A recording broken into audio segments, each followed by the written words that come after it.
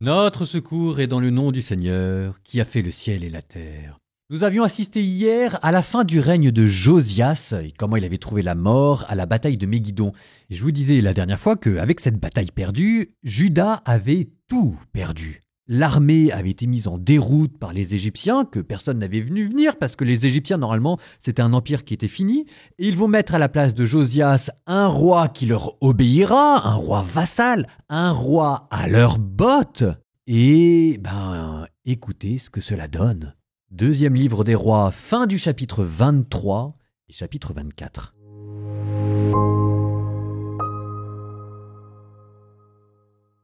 Joachaz avait 23 ans lorsqu'il devint roi, et il régna 3 mois à Jérusalem. Sa mère s'appelait Amoutal, fille de Jérémie. Elle était de Libna. Il fit ce qui est mal aux yeux du Seigneur, tout comme avaient fait ses pères. Le pharaon Nécho le mit au fer à Ribla, au pays de Hamath, pour qu'il ne règne plus à Jérusalem, et il imposa au pays un tribut de 100 talents d'argent et d'1 talent d'or. Le pharaon Nécho fit roi Éliakim, fils de Josias, à la place de Josias son père, et il changea son nom en celui de Joachim. Quant à Joachaz, il le prit et l'emmena en Égypte, où celui-ci mourut. L'argent et l'or, Joachim les livra à Pharaon. Pour fournir la somme exigée par Pharaon, il taxa le pays. Il exigea des gens du pays un impôt d'argent et d'or, chacun selon sa fortune, pour le donner au pharaon Nécho. Joachim avait 25 ans lorsqu'il devint roi, et il régna 11 ans à Jérusalem. Sa mère s'appelait Zébida, fille de Pédaïa. Elle était de Rouma. Il fit ce qui est mal aux yeux du Seigneur, tout comme avaient fait ses pères. Au temps de Joachim, Nabuchodonosor, roi de Babylone, se mit en campagne. Joachim lui fut assujetti pendant 3 ans, puis, changeant d'attitude, il se révolta contre lui. Le Seigneur envoya contre Joachim des bandes de Chaldéens et des bandes venant d'Aram, de Moab et d'Ammon. Il les envoya contre Juda pour l'anéantir, conformément à la parole que le Seigneur avait prononcée par l'intermédiaire de ses serviteurs, les prophètes. Cela se produisit en Juda, uniquement par ordre du Seigneur, qui voulait l'écarter loin de sa face, à cause des péchés de Manassé en tout ce qu'il avait fait. De même, le Seigneur ne voulut pas lui pardonner pour le sang innocent qu'il avait répandu, celui dont il avait rempli Jérusalem. Le reste des actions de Joachim, tout ce qu'il a fait, cela n'est-il pas écrit dans le livre des annales des rois de Juda? Joachim reposa avec ses pères. Son fils Jéconias régna à sa place. Désormais le roi d'Égypte ne sortit plus de son pays, car le roi de Babylone occupait tout ce qui appartenait au roi d'Égypte, depuis le torrent d'Égypte jusqu'à l'Euphrate.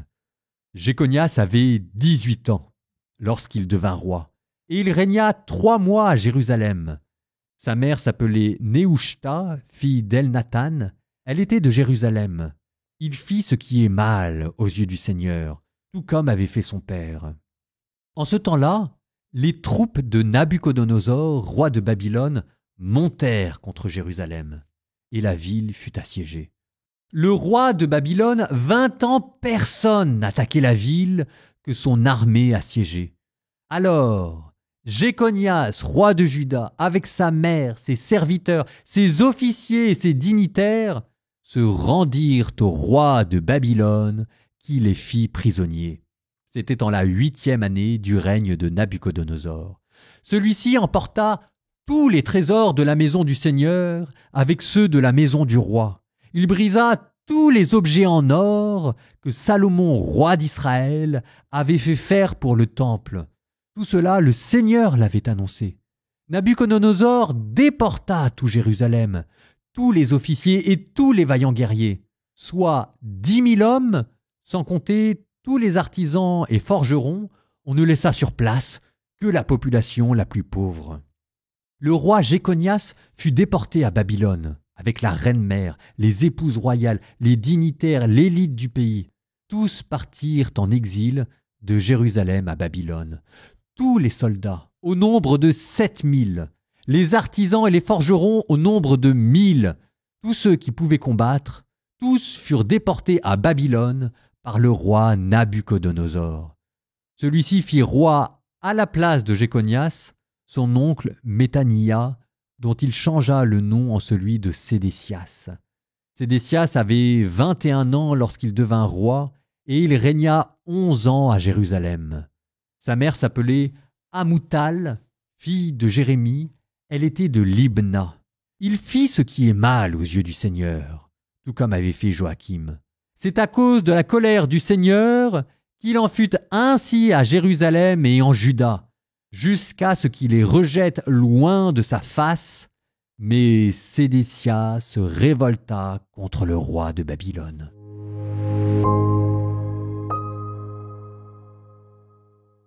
Reprenons. Depuis la bataille de Megiddo, Juda est devenu un protectorat égyptien. Ils ont perdu leur diplomatie étrangère, ce qui les a mis en porte-à-faux avec l'Empire babylonien.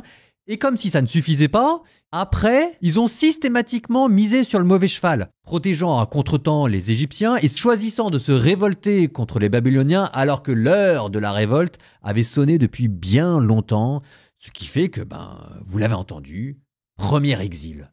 Parce que oui, il y en aura deux. Ce qui d'ailleurs permet de faire un parallèle avec Israël. Le royaume d'Israël au nord, souvenez-vous, avait subi 2 exils successifs de la part de l'Empire assyrien. C'était au bout du deuxième qu'il s'était totalement effondré. Ça veut dire que si Juda ne se reprend pas, il y aura un deuxième exil qui sera celui-là beaucoup plus destructeur. Il y avait moyen de savoir ce qui allait se passer. Dieu n'a pris personne en traître. Alors, vu l'importance de l'Égypte et comment ça a brouillé les cartes avec la diplomatie babylonienne, ça vaut peut-être le coup de reprendre son entrée en scène lors de la bataille de Megiddo, dont on a tant parlé au chapitre précédent et duquel tout découle. La bataille de Megiddo, vous disait le texte, c'était le roi d'Égypte qui était monté vers les Assyriens et Josias était opposé à l'Égypte. À lire ce texte, on avait l'impression que Josias avait voulu s'allier à l'Empire assyrien et le protéger en s'opposant au roi d'Égypte qui montait contre lui. C'est un peu bizarre parce que quand même, l'Empire assyrien, c'est l'ennemi héréditaire de Juda. Pourquoi Josias aurait-il voulu le défendre ? C'est d'autant plus bizarre que, on l'a vu, le pharaon d'Égypte avait expressément demandé à Juda de rester à l'extérieur de cette affaire. Qu'est-ce que ça veut dire ?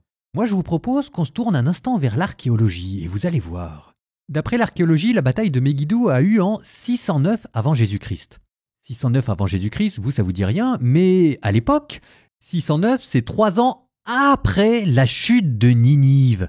Et Ninive, c'est la capitale de l'Empire assyrien, qui est donc tombée en 612 aux mains des Babyloniens. Parfaitement. À l'époque de Josias, l'Empire assyrien est en pleine décomposition. Et les Égyptiens qui montent vers la Syrie, en fait, c'était pas pour les achever, c'était pour les sauver. Ils ont tenté une alliance de dernière minute, une alliance assyro-égyptienne, parce qu'en face des Assyriens, il y a un nouvel empire qui est en train de monter. Babylone, qui est en train de détruire l'équilibre des puissances régionales. C'est eux qui ont pris Ninive. Et c'est pour ça que les Égyptiens avaient tenté cette alliance de dernière minute. C'était pas par amour pour les Assyriens, c'était par peur des Babyloniens qui, si on ne s'y oppose pas maintenant, vont tout rafler. Ce qui fait que, je reviens à Josias, la bataille de Megiddo quand il s'oppose à l'Empire égyptien, c'est Josias qui, en fait, s'oppose à une coalition assyro-égyptienne parce qu'il est en train de s'allier au roi de Babylone. Non seulement il perd la bataille, mais en plus, à cause du contretemps que cette bataille impose à l'armée égyptienne, il va empêcher l'Égypte de sauver ce qu'il reste de l'Empire assyrien. La deuxième capitale, Haran, va tomber et les Babyloniens seront les maîtres du jeu absolu. Il n'y aura plus personne maintenant pour s'opposer à eux. Et triple peine, si jamais je puis dire, puisque maintenant, comme Juda a perdu la bataille et qu'ils sont devenus un protectorat égyptien, ça c'était le chapitre que vous venez d'entendre aujourd'hui, forcément les Égyptiens ils ont mis un roi de Juda pro-Égypte, ce qui a placé Juda en porte-à-faux avec l'Empire babylonien. Ils ont tout perdu. Donc, pourquoi Josias a-t-il fait cette bataille de Megiddo ? Mais pourquoi ? On a lu dans les petits prophètes comment les prophètes avaient prédit la mort de l'Empire assyrien, et comment ils avaient prédit qu'un nouvel empire, l'Empire babylonien, allait arriver. Et manifestement, Josias n'a pas écouté les prophètes. On me dira, bah oui, mais quand même, écouter des prophètes sur des telles questions de diplomatie internationale, c'est peut-être un peu risqué quand même. Très bien, admettons. Admettons que Josias n'était pas au courant de ces prophéties ou que tout simplement il s'est dit, écoutez, moi les prophètes, je les aime bien, mais enfin, que les prophètes prophétisent et que le roi règne, quoi. Chacun son boulot et les vaches seront bien garnies. Très bien. Mais la question de base, c'est pourquoi est-ce que Josias s'est mêlé d'une guerre qui ne le regardait pas avec des empires, enfin 3 empires, l'empire égyptien, l'empire assyrien, l'empire babylonien, et vous vous mettez au milieu de tout ça. Vous, pauvre petit royaume qui essayez de survivre, évidemment. Ce qui devait arriver arriva, la bataille de Megiddo. Et c'est là où maintenant je reprends le chapitre que vous avez entendu. Vous avez entendu toutes les erreurs politiques qu'ont fait tous ses successeurs. Mais ça commençait avec Josias.